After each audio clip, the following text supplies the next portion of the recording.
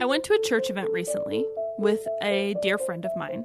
The only real difference between this friend and me is that I'm white and she is not. We sat down, and within a few minutes, someone approached us. Actually, they approached my friend, not me, and asked if they could see her ticket to see if she belonged in the section that we were sitting in. We had fairly good seats. I didn't think anything of it. We showed the tickets, moved on. And then 2 hours later, the same thing happened. And I was forced to admit something really uncomfortable that I didn't want to admit, I'll be honest, which was that something else was at play here, that there was a reason that this kept happening to my friend and not to me. The reason I'm telling you this story is because today we are going to talk about race and racism, even among people that share the same faith. I'm joined by Zandra Vranes and Laurel Day, two friends who have forged a bond over sitting in some uncomfortable places talking about difficult topics. I'm Erin Hallstrom, and this is All In, an LDS Living podcast where we talk about what it means to be all in with the gospel of Jesus Christ. Zandra and Laurel, thank you for joining us. Thank you for having us. So let me introduce you to our listeners who may not know you. Zandra Vranes is a popular multimedia personality and is the co-author of SistasandZion.com. She also, most recently, is producer on the Jane and Emma movie. Laurel Day is the Vice President of Product and Consumer Experience at Deseret Book Company. Now, the reason I wanted to talk to you both is because, as I referenced in my introduction, topics of race and racism can be very charged and also very uncomfortable. I often feel a resistance myself to dig into it, but you are two women who got to know each other and chose to have some of those hard discussions, especially as it is connected to your shared faith as members of the Church of Jesus Christ of Latter-day Saints. So do you remember the first conversation you had with each other about race? What sparked it? I feel like it very well could have been early on, because part of why we met actually was because in my role at Deseret Book, we're always looking for new talent, new voices. And I started stalking Zandra and Tamu and their Sistas and Zion blog back in the day when blogs were a thing. And they had a radio show. Anyway, so we got together for a dinner at the Garden. Yes. And so we kind of talked about race immediately because we came up with an idea for a book that was actually from their perspective as Black Mormons. And so I don't think it never has been a topic, but it's also not been the topic, if that makes sense. It was organic, but it's always been on the table. And it's the kind of thing that you kind of know is always on the table, I think, when a white woman and a Black woman choose to actually create a friendship, which is what I also feel like has happened. We had a reason for work to come together. We had a reason for a faith to come together. But you choose, I think, to go beyond those boundaries and actually become friends. And I feel like that's what we've done, right? Absolutely. We're friends, right? We are friends. We don't have shared necklace. Definitely friends, yeah. We don't have a shared necklace. She doesn't have half the heart and I have the other. Not yet. But that's coming. Maybe after today. Well, I guess you were continuing in your professional, but when did it become more than professional? I think for us, I think it became more than professional when we really did start to develop a friendship. And it's actually different than a friendship in a lot of ways. It's like a sisterhood, because it's not like Zandra and I hang out socially all the time. And I mean, she lives in Boise and I'm in Salt Lake. And frankly, it's not like I'm sitting around looking for ways to hang out with anybody these days, because I just feel like I'm so busy. But it feels like it's more of a sisterhood. Mm-hmm. We talk about that more than even being friends. So I'll speak to this, and then Zandra will obviously have her own perspective. But I feel like I knew early on that I needed someone like Zandra in my life as a sister, because I've lived in a lot of different places. I've never isolated myself from people of different backgrounds. I think the challenge is just by virtue of being a Latter-day Saint and living in Utah, which I've done long enough now. Sometimes you do start to get a little isolated in the diversity of your relationships. So I had a sense early on that my life would be blessed by developing a relationship with Zandra, just because our backgrounds were different in lots of ways, not just because of the color of our skin, right? Yeah. I'm a really introverted person, and so I don't make friends very easily. And my real life friendships are very small. I think for me, Laurel was a person that the more honest I was with her, the more I trusted her, and I thought, okay, I can be myself, until I just turned around one day and thought, oh, I've let my guard down around this person. And as a Black Latter-day Saint, I think we spend so much time in like a version of ourselves that is not relaxed. When we're at church, we're not as culturally loose as we would be. And so for me, it was when I noticed that, oh, I'm like speaking Ebonics around Laurel. And sometimes defining. Yeah. And some, yeah, and you realize that you're very relaxed around this person, and you don't have to be in that state of, I mean, it's still myself. It's just not a free self. And I'm very free around Laurel. So that feeling of not being able to be completely naturally yourself. Right. That's something you feel a lot in church?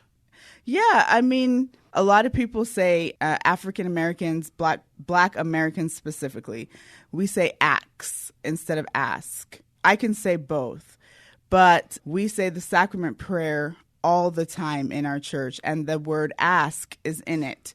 When I hear the word acts, it goes either way. I know what they're talking about. It's a dialect switch for me, but I've been in places where I've seen a Black deacon have to repeat the sacrament prayer over and over and over again, and so I've learned, okay, in this place, just say it the way they're comfortable with, and so if I slip, it could be seen as a mistake or something that you'd have to repeat. And so you learn to kind of switch. Yeah. One of the interesting things about, I think, some of the conversations we've had, I think there's a whole lot of members of the church who go to church and don't feel like the real version of themselves. Yeah, it's true. But I think when you go and you have a different color of skin, or a different marital status, or a different whatever, you attribute that feeling to the thing.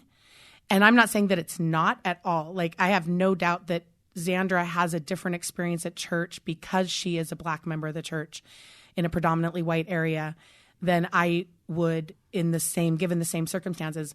But I actually think, and we've had this in conversation too, there's so many things that being a member of the church, there's so few of us that fit the quote unquote mold that I think a lot more of us have the same feelings than not. And we attribute it to the thing instead of realizing part of it is just the community of, it's interesting. And then you though have an example like what Zandra just gave that's very specific culturally. And so I'm not diminishing that at all, but it just struck me when you said that. I thought, yeah, how often do I go to church and don't feel like the truest version of myself at church? And what a shame, because that's probably where I should feel the most free. Yeah. It's like the fear to be totally comfortable with. Yeah, or to actually ourselves. Ask the question you want to ask, or even give the answer you actually really do feel, but maybe it's going to give people a reason to judge you for saying that answer or whatever. Right. So was it ever hard to have this conversation? Do you ever want to stop talking about race with each other? I always want to stop talking about race. That's fair. We won't let you. Yeah, no, I know. That's the problem. And that's also, it's just my personality. I'm just a very guarded person, and I never, ever talked politics, social issues in a public platform before. It was always conversations that I had with very intimate circles. And so it's not that I didn't talk race, it's just that I didn't talk race with loose acquaintances. So I think that was probably harder for me. And Laurel and I know each other as well with my writing partner, Tamu. Laurel and Tamu have a affinity for subjects that I listen to, I observe, but don't typically get into. So I love to listen and I love to observe in situations like that. But I would say that it was a little difficult for me. And Zandra taught me a really powerful lesson. And I think we had something happen between us that actually could have been a riff. And I don't know if you remember this, but it was probably a year and a half ago.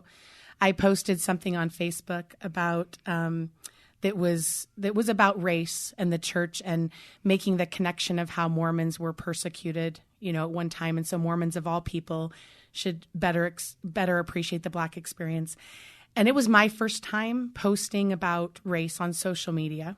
I have a lot of diversification in my world of political parties and, people who identify as LDS and people who don't. And anyway, I was getting on a plane and some comments had started to come on. And Zandra entered the conversation, which she had never done before on my social media, and responded with something that was so articulate and so smart and so calm. And I was just, and it was actually an answer, we can talk about that later, but it was an answer that has stuck with me. And then somebody else commented as a comment to Zandra, and I started to see that there was some tension coming up.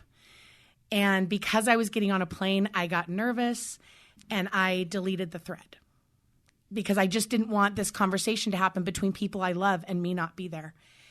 And I hurt Zandra by doing that because it took a lot of courage for her to enter the conversation. And it was my attempt to actually protect her. But for her, it was me shutting down a conversation that she finally had the courage to enter. And we ended up having a really bold conversation after that, which I'm so grateful for because Zandra could have just dismissed me as another white friend who doesn't want to enter hard spaces with her. But instead, she gave me the benefit of the doubt and gave me a chance to A, apologize, and B, explain why I had done it, and then C, do it differently the next time. And the thing that I love about that experience is that I think too many of us have a hard thing happen and then we just decide, oh, this is too hard. Yeah. And Zandra could have decided that day. She would have been so justified in doing that because I did, in essence, betray the trust that she and I had.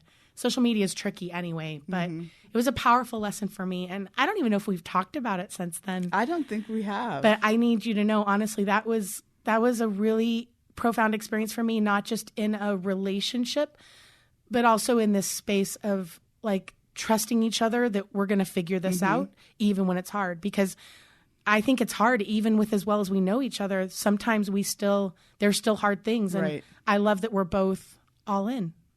We're both willing to talk about it. I will say that, I've had that experience and what I always feel is that for the marginalized person, whatever it is, whether you're the single woman in a conversation with married women and you take yourself and you're like, okay, I'm going to try to explain to them what it is. It takes so much out of you and takes so much energy. And then when those conversations get difficult or they feel tense or even contentious and people delete them, it feels like all your work is gone. For the most part, what I've done is I'm like, that's why I don't get involved in these conversations. And I get it. I get why you wouldn't based on just that one instance of us together. Right. Yeah. And I just move on. I'm like, I'm going to be this type of friend with that person. I'd already developed a relationship with Laurel where I felt like, I guess we're just going to see. I'm going to tell her how it made me feel and we'll see. And for me, those are the moments where I say I step my toe in and see how it goes. See if it's worth it. Exactly. And because I've done that sometimes with people that I think I'm good friends with. And then they're like, well, I just didn't want to do it, and they don't understand. For me, which showed the strength of our friendship, that she was willing to hear my perspective, and that was was a different experience than I'd had. That someone said, "Oh, wow, let me even hear how this was different or significant to you."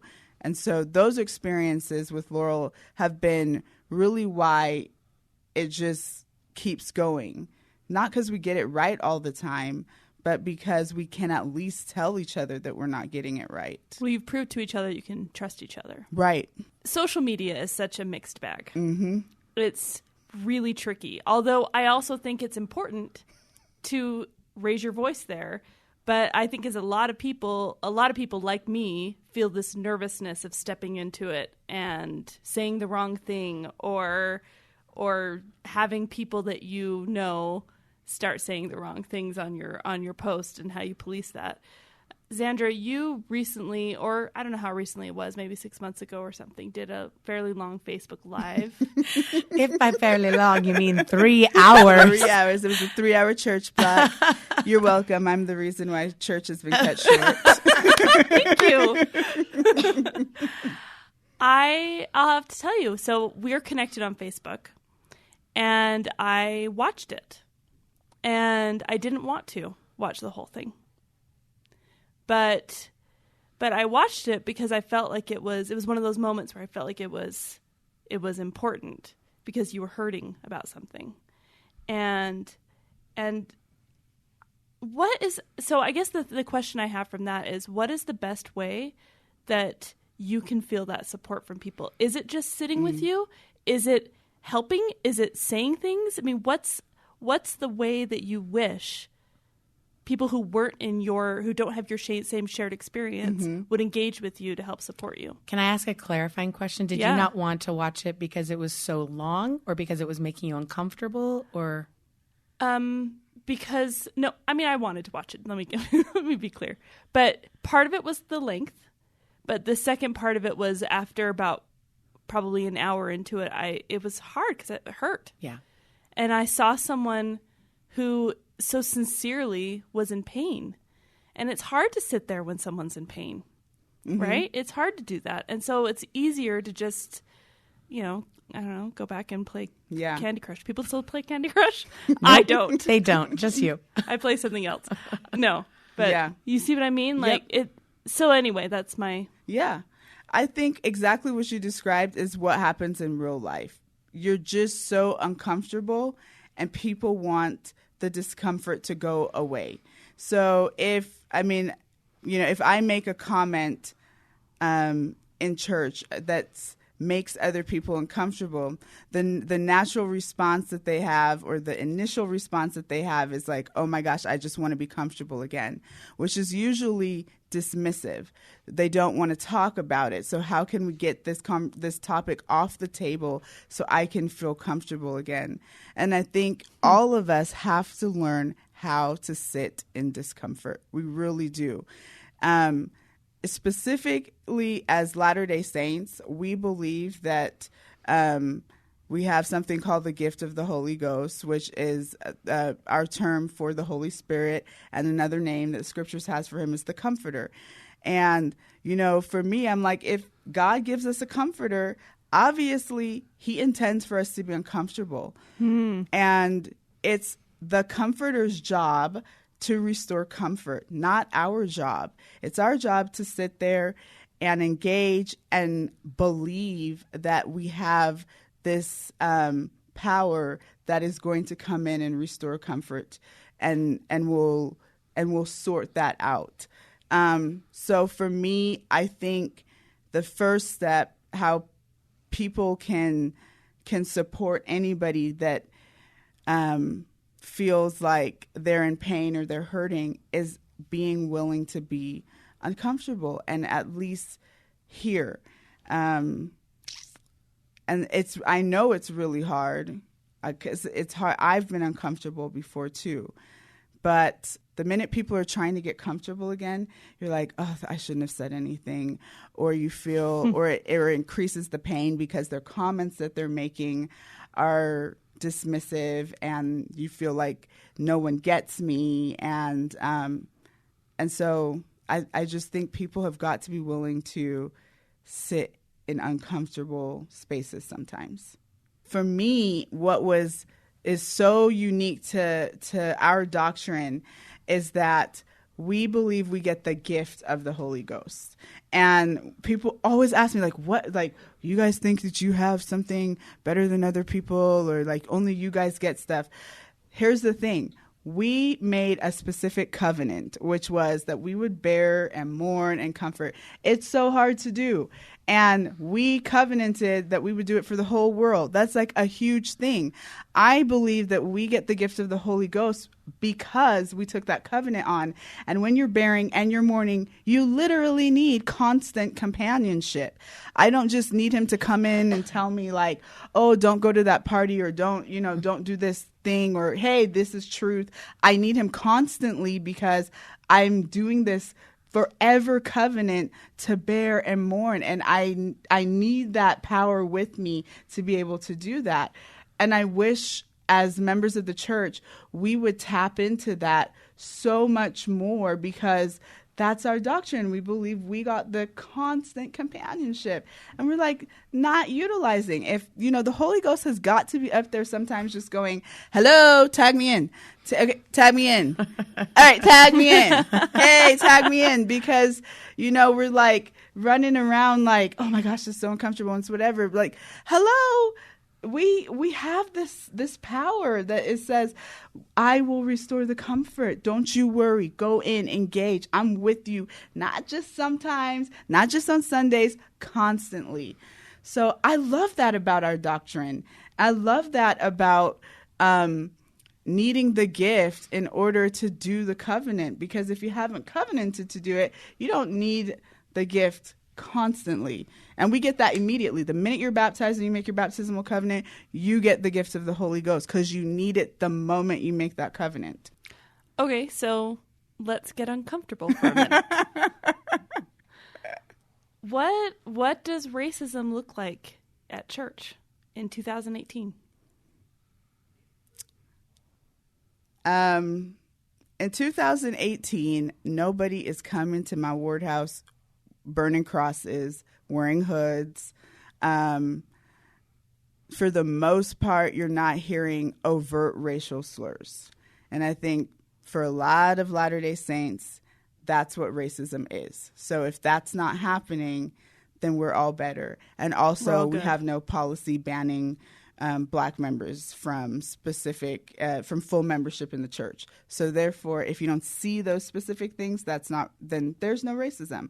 But in 2018, racism looks like saying things that are what you would call microaggressions. They're not overtly racist. They're not, like I said, racial slurs, but they still have racial connotations. So if someone says to me, keeps commenting that they really liked when I wore my hair straight, and over again, like, I liked when you wore your hair straight, or this has happened to me in the church directory, you should take your picture over again because I really loved when your hair was straight. Well, when my hair is in its natural state, that's an identifier of my racial identity. And for someone to keep saying they liked me better with straight hair, no, they didn't say the words Black. They didn't say the N-word. They didn't even bring up race, but it has those racial connotations. It looks like dismissing when someone tells you that something has happened. I'm with youth a lot. Someone will say, especially in youth settings, someone used a racial slur. The adults don't know how to deal with that, so they'll say, just don't talk to them, or you're a child of God. It doesn't matter what people tell you. Not wanting to actually correct what's happening. Or even as recently, Zandra had the experience of being in church. I hope it's okay, I'm telling you this, right? Yeah. Of being in church and someone talking about the curse of Cain, and Zandra trying to correct them with the Gospel Topics essay, by the way, and having it dismissed because it's not seen as an official church publication, which is ridiculous. Right. So, I mean, it's the subtle things she's talking about, but it's also like the more blatant, obvious things where we're holding on to old ideas, holding on to old beliefs, and not accepting that things have actually changed and are different. Yeah. So why do you think we resist hearing that these things are happening? There's a great line in the Jane and Emma movie where Jane says, and I hope I don't slaughter it, but she says something like, the saints in Nauvoo like to think, or aren't as different from the rest of the world as they like to think they are. And I think that's true in our church culture. We like to think that because of our covenants and because of our additional understanding, because of the restoration scriptures, we like to think that we're somehow, quote unquote, better off than the rest of the world. And I think we're also, the church is also a place for sinners and a place for people who need grace, but none of us want to see it in ourselves. I mean, racism also looks like, in my mind, telling a story in Sunday school and mentioning your Asian friend when the fact that your friend is Asian has literally nothing to do with your story. So you're either saying it to say, hey, look at me, I don't just have white friends, or you're saying it for some other reason. I've heard it. I mean, I hear people say something like, she's Mexican, but she's really, really fill in the blank. Like, I think there are things like that are said that we just don't even think about the implications of how that sounds and what we're actually saying, what that identifier means. So going back to that comment that Zandra made on my Facebook page, it was about the idea of being colorblind. So someone had said, well, I'm colorblind. And, we hear that all the time as if it's like the noble way to look at race. Yeah, and Zandra I just heard said, it recently. And Yeah. Zandra said, which I love, she said, I need you not to be colorblind. I need you to see my black skin to like fully appreciate and understand my experience and my challenges. And that really truly was a paradigm shift for me, because I thought my goal was to become colorblind. I thought that was the goal. And Zandra helped me realize, nope, that's not the goal. I need you to see this. So on one hand, we need to see each other's differences that make things hard. And on the other hand, we need to not be calling them out when it's not relevant to the discussion. So talking about uncomfortable, I think that's hard. I think that is a tricky space to show Zandra, I see you and I get it. And oh, wait, but this was the time when I wasn't supposed to. Like, this is the time when I wasn't supposed to bring it up. Like, that's hard. It's tricky, even for me, who I feel like I have the benefit of having a connected, close, intimate relationship with a woman of color. I still get it wrong. And so, of course, it's uncomfortable. And of course, we're going to get it wrong. And we need to be okay with that, I guess. We have to be okay with getting it wrong, because that's how we learn. That's how we grow. And I think that what's really hard is that people love to focus on intent. I didn't intend to say something mean. I didn't intend to be racist. I didn't intend to make you feel bad. But as members of the church, our goal is to look at our impact that we're having. And so even if my intent is not to hurt your feelings by the thing I said, if the impact I had on you doesn't match the intent I had, don't I need to change the way I went about it? So if I say, I actually wanted you to feel loved, and you say to me, yeah, well, that actually made me feel isolated. And then I keep saying to you, yeah, but I intended for you to feel love. So I'm going to keep saying this phrase or doing this thing because that's my intent. And you keep saying to me, hey, that's not the impact it's having on me. I have to change my engagement so that my action actually matches the impact that I'm having on you. We struggle to do that. We want people to just go off of the intent that we had. And that's not Christ's way. You know what I mean? Christ came and he said, I'm going to show you the impact I have on people by doing things differently than the way you guys have been doing it right now. And he went around the world and went around Jerusalem and showed people that. And that shook people up. They kept saying, no, you don't do that on Sundays. No, we don't do. And he kept saying, yeah, but the way you're doing it, your engagement is not matching the impact we need to have on people. So that's really hard for us just as human beings. It requires a massive amount of humility. Yeah. But I cut you off. Go ahead. No. And I think we put the onus on the other person. Yeah. And so if someone says to me, I touched your hair because I think it's really cool. That was my way of showing you, like, I actually think black hair is cooler than white hair. And I say, yeah, but the impact it has on me makes me feel like you don't respect my personal space, like you, like I feel like I'm on display, like I'm a curiosity. Yeah, exactly. Yeah. And they keep saying to me, no, but that's not what I meant, and they don't want to change. They don't want to say, you know what, I didn't intend for you to feel that way, but now I know that that's the impact I'm having on you. Let's talk about how we can engage better so that my intent and my actions line up. That's what we've got to do. Oh, I think that connection between intent and impact is like perfectly said. Yeah, and it explains it actually in a way that, I just think that's perfect. And its application is in everything, right? In every relationship, in every situation. Brilliant. So what's our responsibility to correct people? And I mean, are there different responsibilities between someone who is white or someone who's a person of color? Because I don't think all the responsibility should be on you, Zandra, for example, but we kind of tend to put it on you, I feel like. And so what's all of our responsibility? I'm going to say everyone's responsibility starts with their circle of influence. So I'm going to give a different example where I would be the person that doesn't understand. Okay, if someone says something in my family that's homophobic, it is not the LGBTQ plus's person responsibility to correct my family and convince them that they're a person that deserves respect. Mm-hmm. It's I have the better connection. I have the ability to speak to my family in a way that they already trust me. And so it's my job to go in and say, hey, what you just said right there, that wasn't okay. And let me tell you why.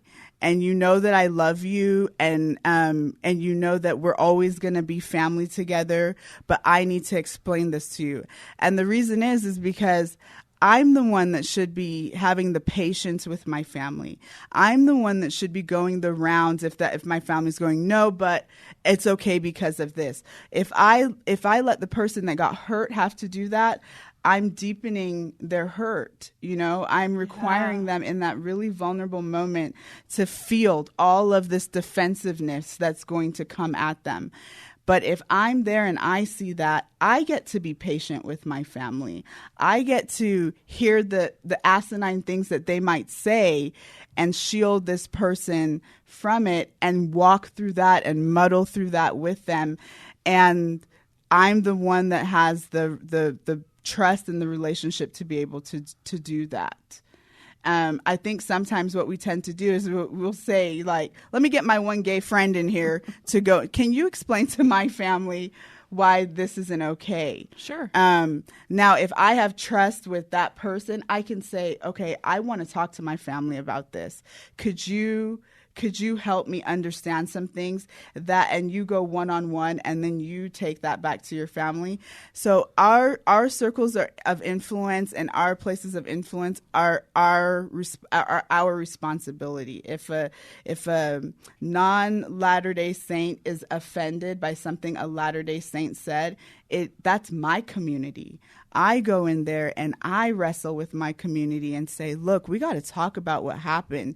And my community can let their guard down because I'm one of them. And so we can have this difficult conversation. I don't have any expectation that this person has now got to go in and do battle and do all that. So, and it allows us to give grace. When it's me, I get to say, like, I know my mom's not like an insane person. And I know that if she really understood this, that she wouldn't say what she says.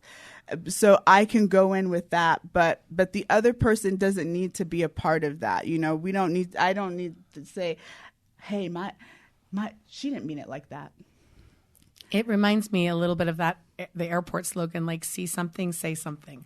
Like, if you're aware enough to see that it's happening, to hear it, and to realize that it's wrong, you're obligated because you have more knowledge. I mean, we believe that doctrinally, right? When you have more knowledge, you have more responsibility. Mm-hmm. I think there are oftentimes many well-intentioned people not thinking about the impact. In a classroom, for example, when something is said and we're all like the ones that are going, ugh. But what do? Do you call the person out in front of the entire Sunday school class? Do you wait till after the Sunday school class, pull them aside? Like, it's hard to know, I think, in that moment what to do. And that's when grace, I guess, has to come in. Grace on behalf of the person who's sitting there that's feeling, I don't know, but I do think we don't do it enough. Yeah. We don't come to the defense enough of the person who's feeling marginalized, whatever the situation is. And I, for one, want to be better at that. And I feel like I at least am aware that I need to be better. And maybe that's the first step. Yeah. I think awareness is great. I think that recognizing that we all have blinders in some capacity, you know, and I also think just being willing to recognize that we can all literally be in the same place and have 100% a completely different experience and it all be true. So that's really hard, like, especially in congregations. Like, someone might say, I had this really hard experience with the bishop, and then the rest of the word goes, I love the bishop. I've never had a hard experience. He's a really great person. The bishop could be a really great person to me and then a really rude person to someone else. I could be a wonderful person to everyone in this room, and someone could walk in here and tell you about a negative experience they had with me, and it could be 100% true. We've got to remember, like, it's so nuanced, and we've got to listen to those experiences. And it's okay to say, wow, I've never had that experience with this person. But what we tend to do is just jump in there and get super defensive and like, well, he must have meant something different. I've never heard him say anything like that.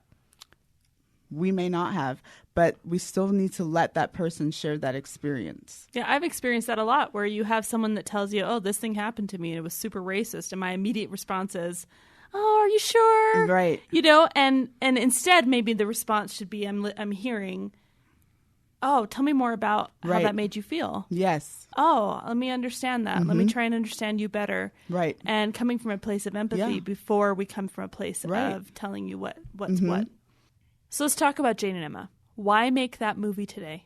You know, I think one of the beautiful things about Jane and Emma, the movie, and the making of the movie is that the making of it was the movie, in terms of we are still having the same challenges, the same conversations, the same difficulty as was in Nauvoo in 1847. So maybe things on paper have changed, but I think this process has reconfirmed in my mind the importance of like what we are actually here to learn.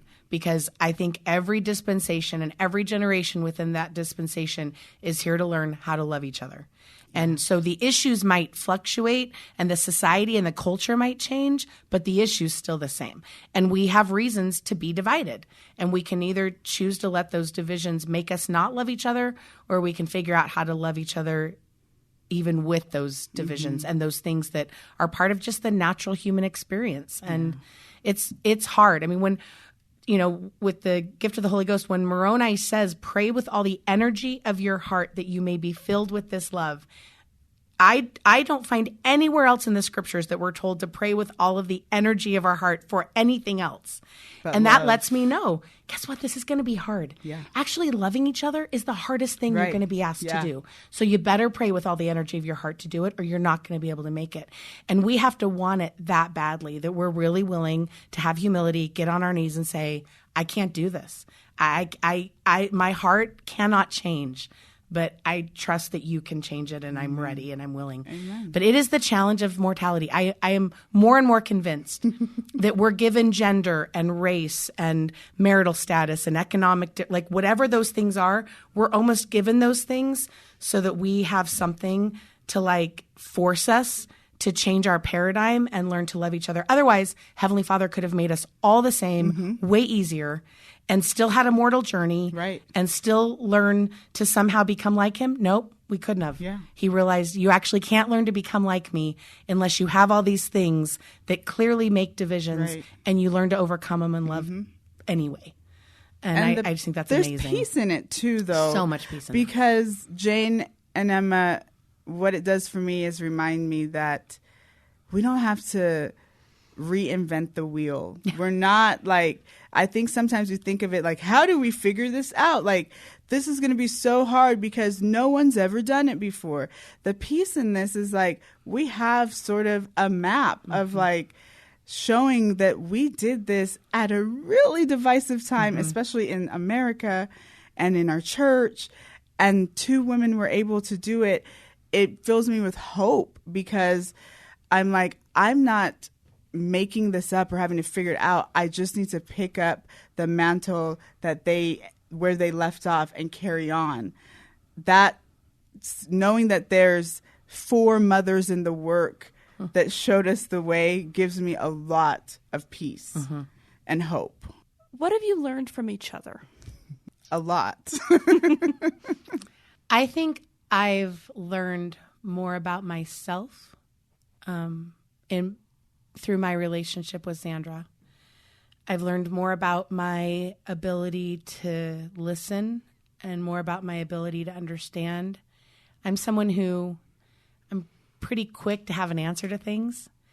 And this has been, we've had conversations and topics where I don't have it. I don't have the answer. And I've learned that I'm actually capable of listening and being okay that I don't have the answer, being okay that there isn't an answer sometimes. And I've learned a lot about faithfulness. So I so appreciate Zandra's commitment to just stick in for the good fight. Because I've watched her have to battle some things, and it has renewed my commitment to what it means to be a Christian and what it means to honor my baptismal covenants with Zandra, and just even in my own sphere, like in my own place. But I'm kind of always amazed at people who have 100 reasons to walk away, and they choose to hang on to the 5 reasons they don't have to walk away, or the reasons they can't walk away. And in my own life, I sometimes can be a walker. If things get too hard, I can walk really quickly. And I've appreciated that piece of it too. But I love what I've learned about myself and what I've learned about what it means to be a sister. Because I feel as close to Zandra in a sisterly way as I do my own. I feel like, Laurel, I've learned a lot about myself. I think that I'm always trying to protect myself and protect others.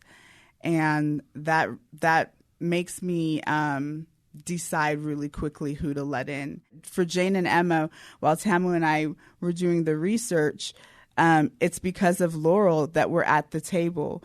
And if someone would have said before, like, Laurel, this white girl who works with at Deseret Book, wants to do a movie about some black people, I would have said, well, we should probably not them. But I would have been wrong. And she has been the person in this journey that has commiserated with me, cried with me, and fought for me. And I couldn't have had the insight to have picked her to be in that journey with. I really had to be open. And so this idea of, we talk about this a lot on the Jane and Emma Project, of letting unlikely friendships in, it is so vital. You cannot look at a person, you can't scroll their Facebook feed, you can't look at the people they hang around and make assumptions about people. You have got to let yourself have experiences and then build relationships on the experience that you're having. What does that mean to you to be all in to the gospel of Jesus Christ, even amongst all of this difficultness? I would say all in for me means being where God asked me to be. And sometimes that's in really difficult places. And when I'm all in, it also means that if I'm here, I'm also doing what he asked me to be. Because there's one thing being here and being disconnected. Okay, I'm here, God. And for me, that doing is that baptismal covenant piece, which is to bear one another's burdens, to mourn, to comfort, to take upon me his name. And so if I'm going to be here, that means that I'm here to do those things for other people. It's the beauty of, people ask me, what's the best thing about your church? And I always say that it's a community that has covenanted, promised God that they would bear my burdens, comfort with me, mourn with me. I would do the same to them. I didn't just promise you, I promised God that I would do that for you. And so I'm dedicated. That's what keeping covenants is. That's the beautiful thing about my church, my gospel, my community. Thank you. Just simply for me, we either believe that all are alike unto God or we don't. And I feel like I spent a lot of my life being a really good member of the church, checking off some boxes and doing this to-do list of things I thought I was supposed to do. And I think the older I get and the more life experience I have, I'm becoming more and more aware that really all he cares about when all is said and done is, did you love my children? And there's plenty of times I fall short of that. Plenty. But I think a lot of us are going to be surprised by how important that question is after this life compared to all the other questions we thought we were going to be asked. And so for me, it matters because I really truly believe our job in this life is to get our Father's heart. And these are the kinds of things, these are the kinds of relationships, these are the kinds of issues, these are the kinds of conversations that I think help us get that. It really is why we're here. Yeah. And it is why we have these challenges. I believe that. Because otherwise a loving God would have made this a heck of a lot easier right. for a whole bunch of his children who go through life unloved. Yeah. And so, I think it is that simple and that hard all at the same time. Yeah, because we think of it as something that will descend upon us when we have churched enough correctly. Yeah.